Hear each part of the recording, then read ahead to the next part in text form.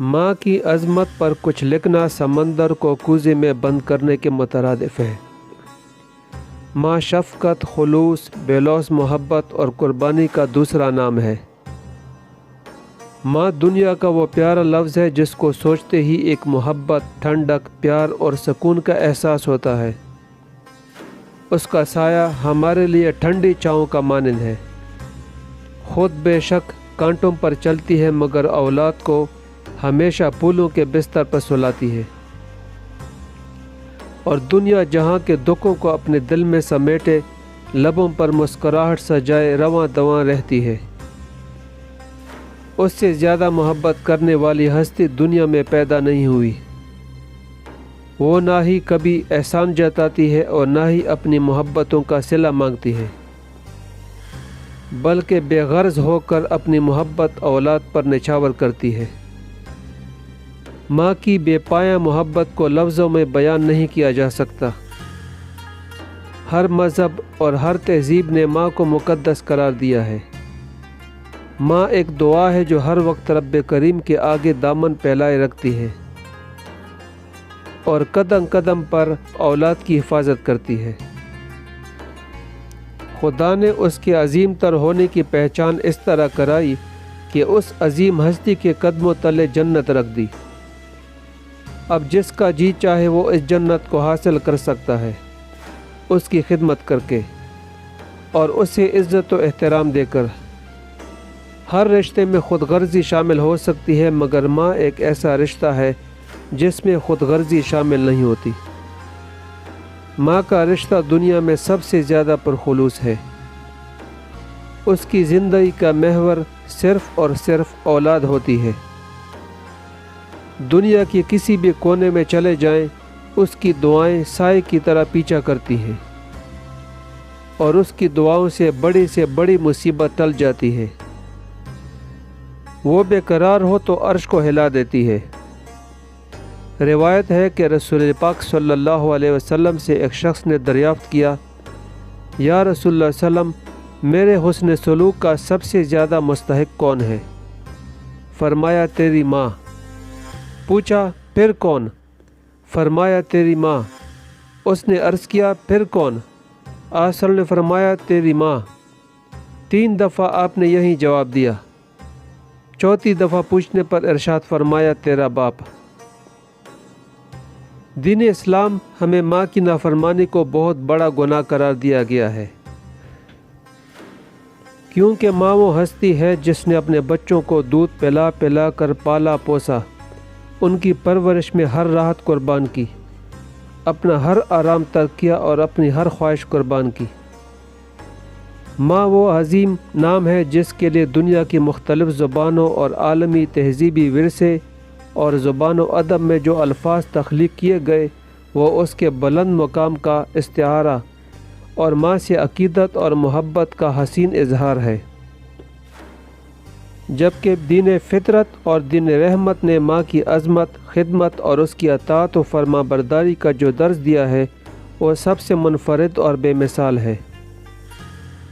یہ ماں کی شفقت، عظمت اور محبت کا اظہار ہی تھا کہ محسن انسانیت حضرت محمد صلی اللہ علیہ وسلم نے ارشاد فرمایا کہ اگر ننھے اور معصوم بچوں کو ماں کا دودھ نہ پلایا جا رہا ہوتا، بوڑھے اور عمر رسیدہ افراد اپنے رب کے حضور عبادت میں جھکے نہ ہوتے اور معصوم جانور میدان میں چر نہ رہے ہوتے تو یقیناً تم پر سخت عذاب ہوتا۔ ماں کی جذبہ محبت کی بدولت ہماری تعمیر پختہ تر اور پیشانی کی سلوٹوں میں ہماری تقدیر پنہاں ہوتی ہے۔ مختصر یہ کہ ماں جنت کا وہ پھول ہے کہ جس کے بغیر زندگی بے معنی ہے۔ ماں کی قدر و قیمت ان لوگوں سے پوچھیں جن کی مائیں بچپن میں اس جہان فانی سے کوچ کر جاتی ہیں۔ ماں کے بغیر انسان اس شاخ کی مانند ہے جو زمانے کی تیز ہواؤں اور دھوپ کی تپش کے بغیر کسی سائبان کا سامنا کرتی ہے۔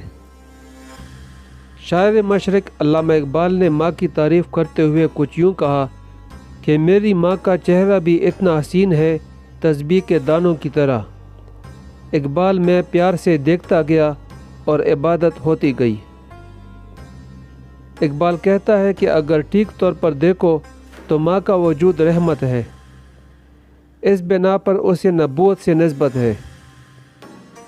اس کی شفقت پیغمبرانہ شفقت جیسی ہے جس سے قوموں کی سیرت سازی ہوتی ہے۔ ماں کی عظمت اور اس کے خلوص و وفا کے متعلق کسی نے کیا خوب کہا ہے کہ ماں خلوص و محبت کا پیکر، محبت کا ضمیر، ماں خدا کا رحم، وہ دنیا میں جنت کی سفیر ہے۔ حضرت انس رضی اللہ سے روایت ہے کہ حضور صلی اللہ علیہ وسلم نے فرمایا، اگر کسی آدمی کے ماں باپ یا دونوں میں سے ایک انتقال کر جائیں اور ان کی زندگی میں نافرمان رہا ہو تو وہ برابر ان کے حق میں دعا کرتا رہے اور ان کی بخشش کی استدعا کرتا رہے، تو اللہ تعالیٰ اس آدمی کو والدین کا فرما بردار قرار دے کر نافرمانی کی وبال سے بچا لے گا۔ ام المومنین حضرت عائشہ رضی اللہ سے روایت ہے کہ حضور صلی اللہ علیہ وسلم نے فرمایا کہ میں جنت گیا تو اس میں قرآن پڑھنے کی آواز سنی۔ میں نے پوچھا یہ کون پڑھتا ہے؟ فرشتوں نے کہا یہ حارثہ نعمان رضی اللہ ہے۔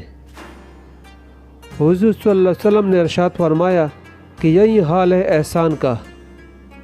یاد رہے حضرت حارثہ رضی اللہ اپنی والدہ کی بہت خدمت کرتے تھے۔ حضرت انس بن مالک رضی اللہ سے روایت ہے کہ نبی صلی اللہ علیہ وسلم نے ارشاد فرمایا کہ میں کبھی نماز شروع کرتا ہوں تو میرا دل چاہتا ہے کہ نماز کو طویل کر دوں، لیکن پھر کسی بچے کی رونے کی آواز سن کر نماز کو مختصر کر دیتا ہوں، کیونکہ میں جانتا ہوں کہ نماز میں شریک ماں کے دل پر بچے کے رونے سے کیسی چوٹ پڑتی ہوگی۔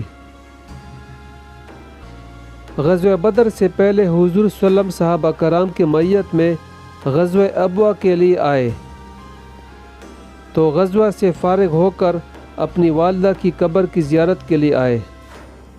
آپ صلی اللہ علیہ وسلم ابوا کے اس مقام پر تشریف لائے جہاں آپ کی والدہ مدفون تھی۔ والدہ کے قدموں میں آتے ہی آپ صلی اللہ علیہ وسلم پر رکعت داری ہو گئی۔ مبارک آنکھوں سے آنسوں کا سیلاب نکلا جسے دیکھ کر صحابہ کرام رضی اللہ بھی اختیار روئے۔ ایک صحابی نے پوچھا یا رسول اللہ صلی اللہ علیہ وسلم میرے ماں باپ آپ پر قربان۔ آپ صلی اللہ علیہ وسلم کی آنکھوں میں آنسو، یعنی آپ تو فرمایا کرتے ہیں کہ مرنے والوں پر رونا نہیں چاہیے، اور اب ہم کیا دیکھ رہے ہیں کہ آپ صلی اللہ علیہ وسلم جیسے مضبوط اعصاب کے مالک، بہادر اور جری انسان کی آنکھیں بھی نمناک ہیں۔ اس پر رسول نے فرمایا جس کا مفہوم یہ ہے کہ یہ محبت کے آنسو ہیں، یعنی یہ ایک بیٹے کی طرف سے اپنے والدہ محترمہ کی بارگاہ میں نذرانہ عقیدت و احترام ہے۔ ان آنسوؤں کی کم حوصلگی سے تعلق نہیں۔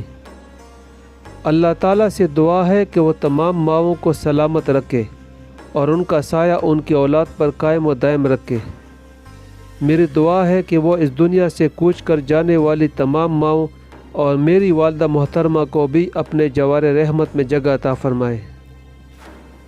اب میں آپ کو ایک ماں کا اپنے بچے کے ساتھ رلانے والا واقعہ سناتا ہوں۔ کہتے ہیں کہ ایک بچہ ماں کے ساتھ بازار گیا ہوا تھا تو کلائی پر باندھنے والی ایک گھڑی پر دل آ گیا۔ بچے نے ماں سے ضد کی کہ اس کے لیے وہ گھڑی خرید لے، لیکن گھڑی مہنگے ہونے کے سبب ماں نہ دلوا سکی، اور بچہ ضد کرتے روتے روتے ماں کے ساتھ گھر آ گیا، اور گھر آتے ہی پورا گھر سر پر اٹھا لیا۔ اس وقت خوش قسمت یہ تھی کہ اس کے والد گھر پر موجود نہیں تھے، ورنہ اتنا شور مچانے کی مجال نہ ہوتی اور گھڑی کی حسرت صرف حسرت ہی رہ جاتی، لیکن تقدیر کو کچھ اور ہی منظور تھا۔ کچھ ایسا ہوا کہ ماں نے کھانا دیا اور بچے نے انکار کے ساتھ ساتھ کھانا بھی اٹھا مارا۔ ماں کو تھوڑا غصہ آیا اور کہہ دیا نہیں کھانا تو جاؤ مرو جا کر کہیں، تمہارے نخرے اٹھانے کے لیے ہمارے پاس اتنے وسائل نہیں، دفع ہو جاؤ اور مجھے دوبارہ شکل مت دکھاؤ۔ یہ بات سن کر اس بچے کو بھی غصہ آیا اور گھر سے باہر چلا گیا۔ 6-7 گھنٹے گھر سے باہر رہا، مگر اسے معلوم نہیں تھا کہ ماں نے یہ 6-7 گھنٹے کتنے کرب میں گزارے ہوں گے۔ اس بات کا اندازہ اس وقت ہوا جب مسجد کے اسپیکر سے اس بچے کی گمشدگی کا اعلان ہو رہا تھا۔ راستے میں اس بچے کا پھوپھو زاد ملا جو اسے ہی ڈھونڈنے نکلا تھا۔